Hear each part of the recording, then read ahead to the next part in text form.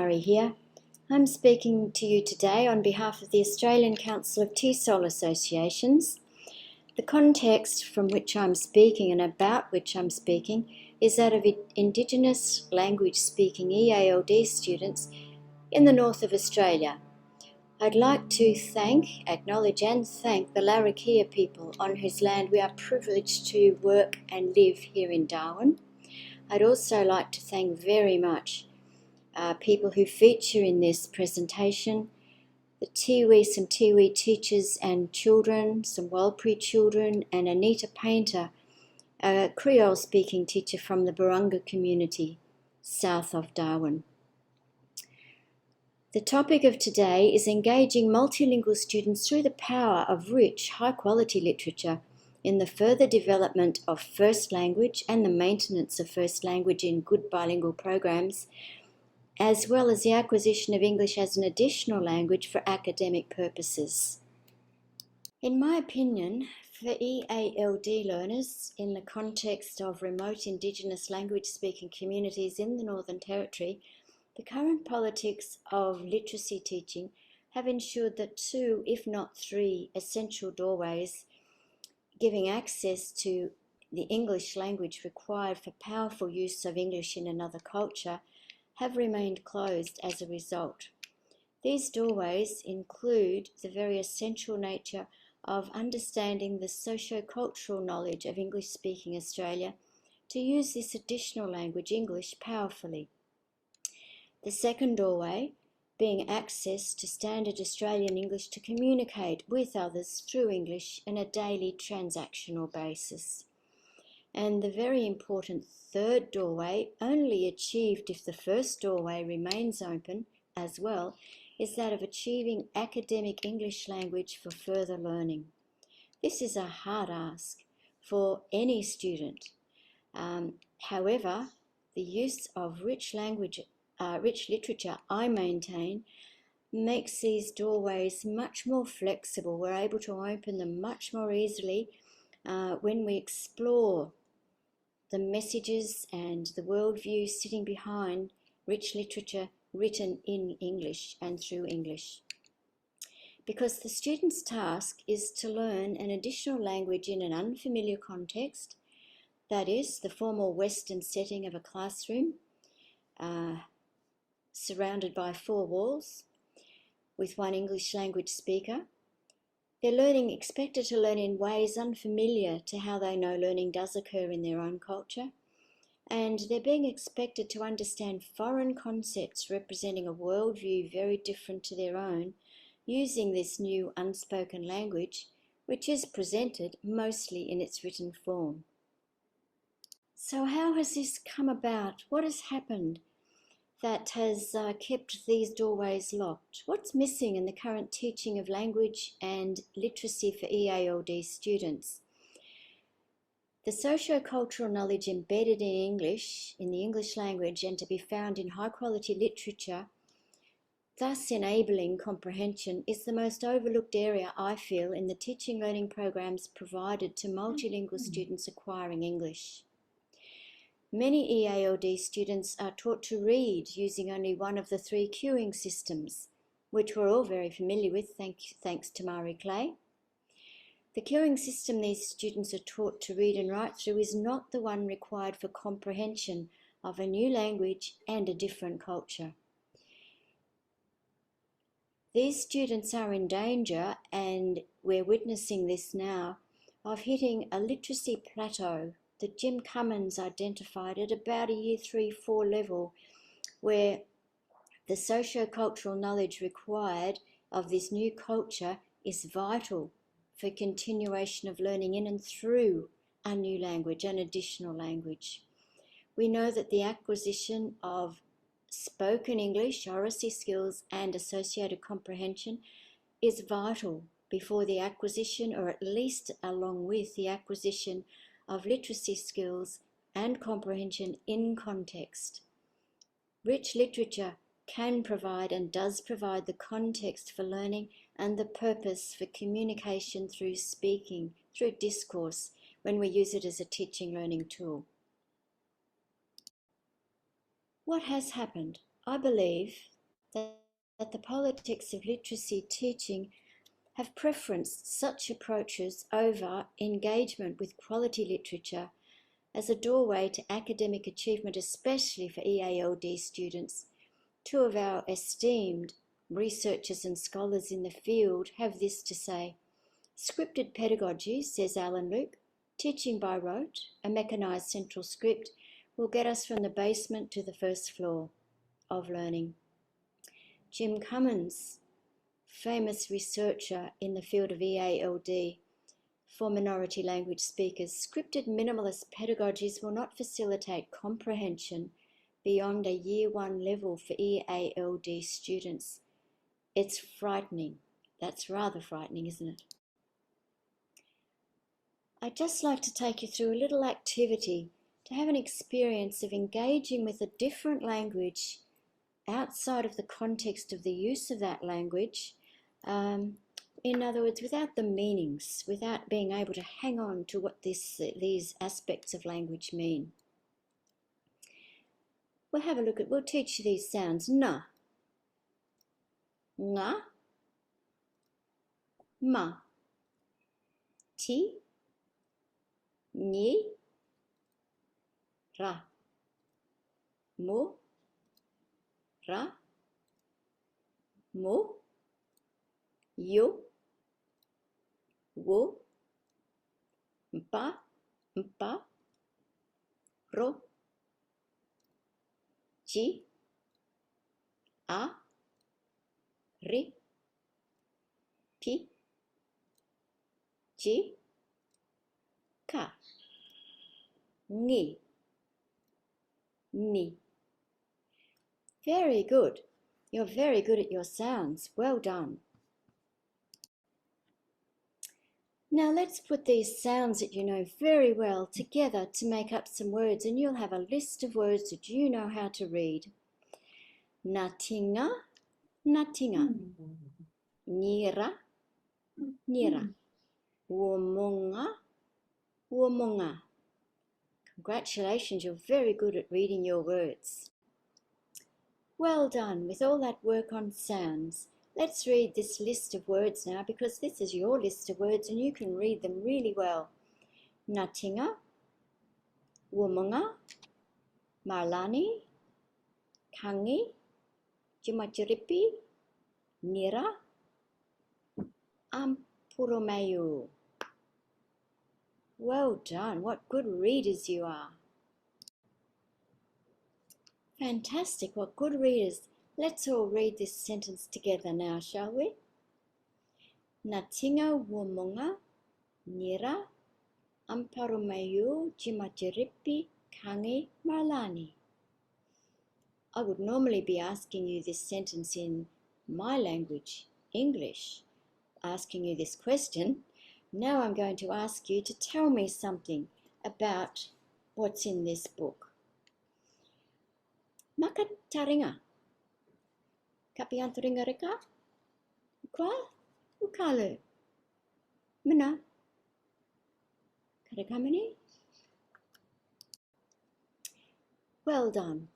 We're still looking at doorway 1 here, socio-cultural knowledge to use the new language powerfully in a different culture, a culture different to that of the learner. That experience was learning to read using only one of those cueing systems, not the one required to open doorway 1, for the understanding the language of a different culture with powerful comprehension. Vygotsky gave us a language to describe what is a natural behaviour with young children as they develop their first language, that of scaffolding. You learn to read as you read. In fact, by adding the use of literature either in parallel or instead of, but certainly to complement that previous approach to learning to read, the one you've just had a little experience of, enables access to that socio-cultural knowledge to use the new language powerfully. Using literature enables these learners to explore another world through that new language, and that means you don't have to learn to read to decode to be a reader. when you engage these students with literature, and you don't have to learn to read before you read. That sounds a bit unusual, different, outrageous, doesn't it? But Vygotsky's concept of scaffolding gave us permission to engage children in an experience that they're not yet able to engage with independently, but can still feel quite powerful in and engaged with. Another famous researcher in the field of EALD, Stephen Krashen, said we acquire a new language and develop literacy by understanding messages, not by consciously learning about language and not by deliberate memorization of rules of grammar and vocab, but by understanding messages. That is the doorway, and we can travel through that doorway one on the back of a piece of rich literature. The language that any piece of quality literature is written in carries the cultural processes and practices of that language for the reader, for the teacher and the EALD students exploring the meanings behind a piece of rich literature. Those meanings are so clear when we talk about the characters, the events, the ideas, and the meanings behind it. Culture is everything a person does and believes and the ways in which these are done, and we can see this so clearly in exploring, as I said, a piece of high quality literature with our EALD learners. It's a very enlightening process for ourselves as teachers. It's a very powerful key to that first doorway. Let's look at some examples now in Elizabeth Honey's Not a Nibble. In talking with students about this aspect of Elizabeth Honey's book, Not a Nibble, this opens a second doorway while we're still engaging with exploring that first doorway. A spot of fishing, said Dad, that's what I need. Does Dad need, if we put ourselves in the third space, we don't know a lot of English, this is very strange, this idea to us, does Dad need a spot to go fishing at? Is he talking about the sport, not the spot of fishing? A spot is a dot of something. Why would you need a dot or a spot? Is it a dirty spot from a fish? Socio-cultural comprehension of the phrase spot of fishing in English tells us as speakers of SAE that Dad is perhaps tired, stressed, or just needs something relaxing and fun to enjoy. A short time doing some fishing will fix him, make him feel good. There's some socio-cultural knowledge as well as some linguistic knowledge that we're teaching children about that idea, that abstract concept behind those three little words, spot of fishing. Now we're going to start to unlock that third doorway, doorway 3, academic language for learning. Rich language contained in high quality literature gives us this wonderful opportunity to really explore the depth and breadth of language as it can work in very dynamic ways for students and thus provide also engagement for the teacher in using rich literature. In Elizabeth Honey's book, the father says, "Wake up, you limpets. Wake up, you stunned mullets." In other words, limpets, tenacious little creatures that cling on to rocks, impossible to prize off. So what's he saying about those other characters in the book? You're stuck in one place, says Dad. He must be a bit annoyed. That's what he's thinking. Stunned mullets? In other words, you can't move. You're in a state of inertia. Dad's thinking, they won't move. Dad could still be a bit annoyed. Such language, such use of metaphor in a piece of rich literature allows for the exploration of the descriptive language of characteristics of these animals that Elizabeth Honey is using to describe behaviours of children. Thus, comprehension of concepts specific to English can be actively taught in context through the additional language. So much more fun for everybody than saying, okay, grade 3, grade 4, today we're going to learn what a metaphor is. Everybody write this down, please. No, we're using high quality literature to engage with and get excited about the use of language like this. Now we'll start looking at doorway 3. Unlocking that is to look at language more than in just its literal form. For example, young English-speaking students from the standard Australian English-speaking culture know that to catch a cold is something you do quite differently than the way you would catch a ball. Young children from other languages who come from other cultures with quite different worldviews do not necessarily know much beyond. They can't understand the non-literal meaning of other uses of such words. And rich literature gives us a wonderful opportunity to look at how the author has used language and explore this with children.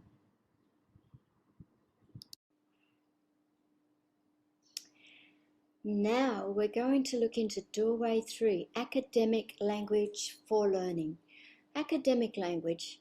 This means the application and comprehension of abstract concepts, being able to think through that, to listen, to speak, and subsequently to read and write about these abstract concepts in this new language through this new cultural worldview.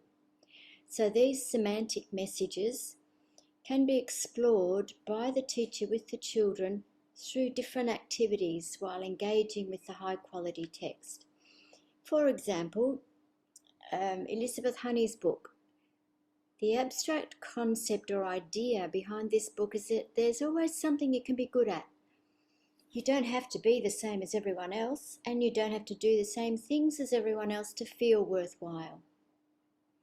That idea can be explored through Elizabeth Honey's book because this piece of literature provides the context and the reason, the purpose for talking about that idea. The context and the purpose are two essential criteria for additional language acquisition, associated comprehension of this new language at cognitive academic levels. This is it's facilitated by doorway 2. Unless the teacher can have a conversation and iterative discussion to and fro with the children about this idea of feeling good, being yourself, and being worthwhile because of who you are, that's a really authentic, communicative discussion to engage in with these children who are still in the very complex task of learning to operate in a different language with a different worldview.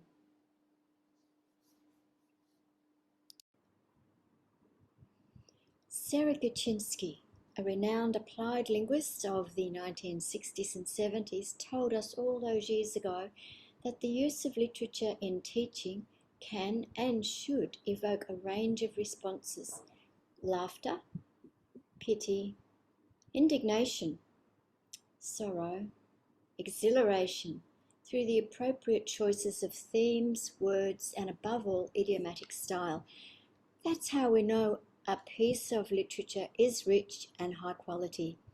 In fact, when this level of literature is used with our EALD students, it provides not only the context for learning new information and exploring that through a new language and culture, but gives a purpose for talking about this, for exploring those emotions and really communicating with children so they're engaged with the content and the feelings, the emotions of a rich text. When used with EALD pedagogies, quality literature is a vehicle for cognitive and linguistic growth and engagement.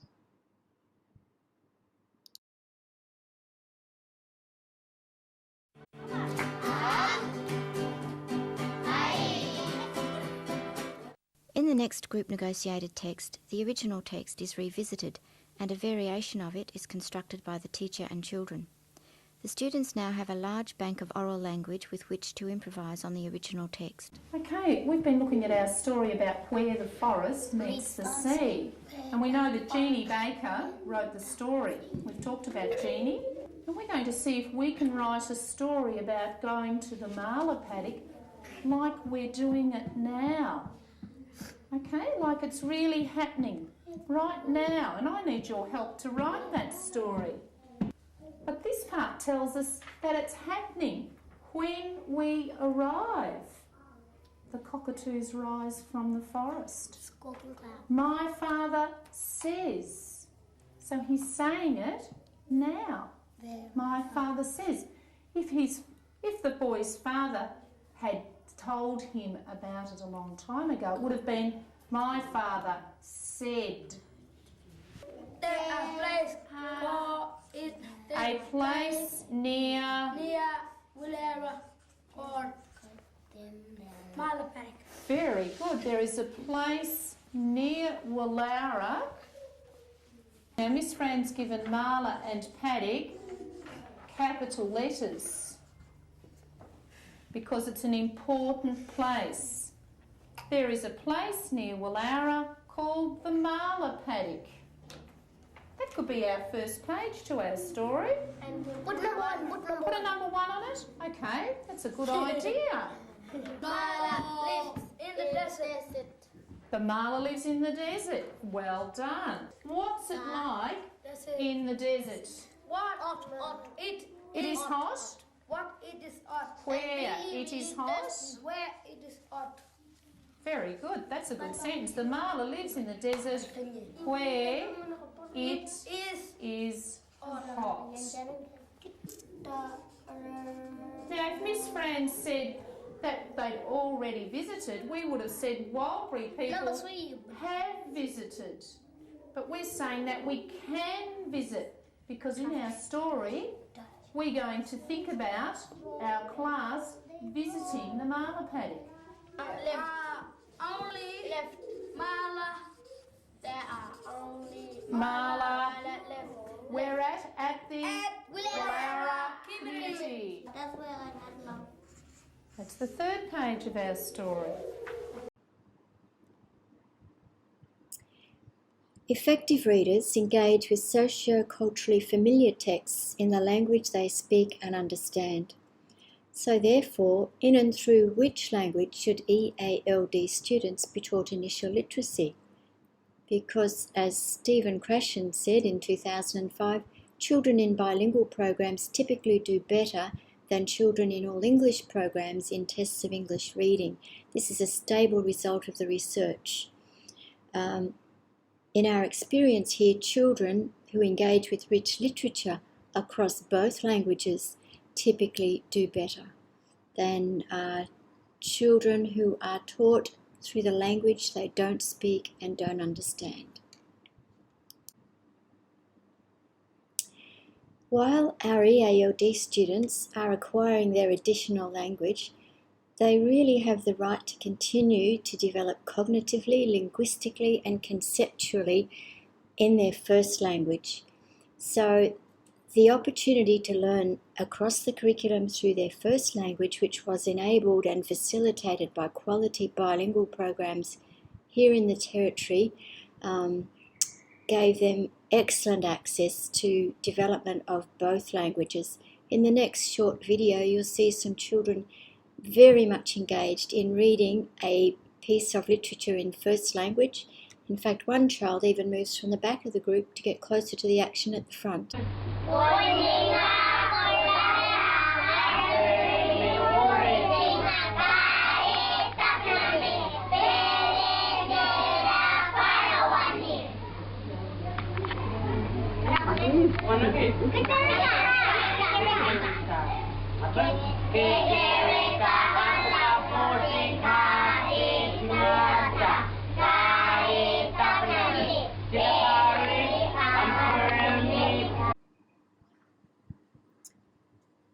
Here is some English language writing by some 12 and 13-year-olds who've been educated through a literature-based approach in both L1 and L2, and they just added literacy skills in English at around age 9. Here's some of their writing 2-3 years later.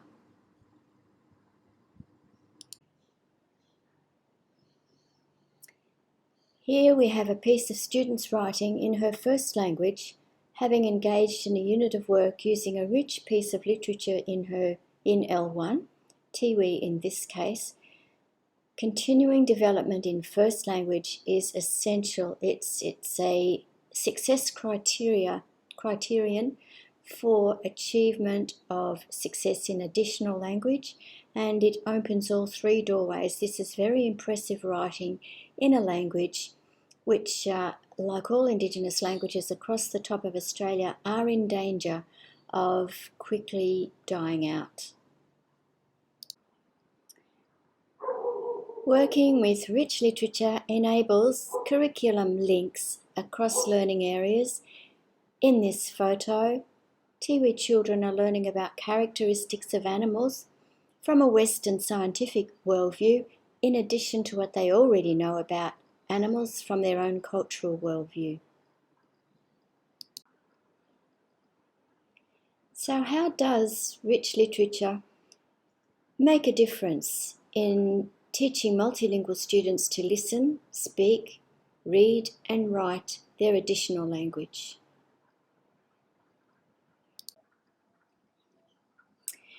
Using quality literature to work with EALD learners through both first and additional languages enables all three doorways to be flexible, in fact to remain open.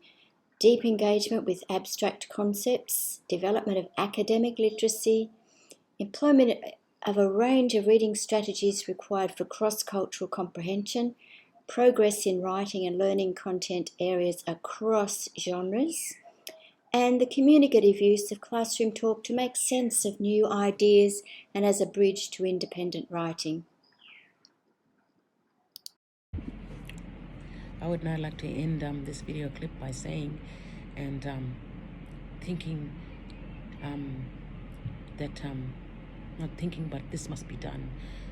Indigenous, Aboriginal assistant teachers need to really think about reading storybooks done in language, Creole, in any other languages, whatever languages, the first languages of every student, that needs to be read and taught in their own language. Teaching moral of the stories written down in their own language helps them learn. It teaches them not only about lessons in life, but about our culture, which is the foundation of who we are, our culture. So teaching children's literature in our first language is a solid foundation, because that is actually teaching and keeping our culture strong through our language. That's all I wanted to say. Thank you. In these EALD contexts, children are introduced to books as a cross-cultural artefact. Yes, we all love a good story, both oral and written. And for the EALD learners, in their first language and in their additional language. Thank you. Enjoy that high-quality, rich literature in your classroom teaching.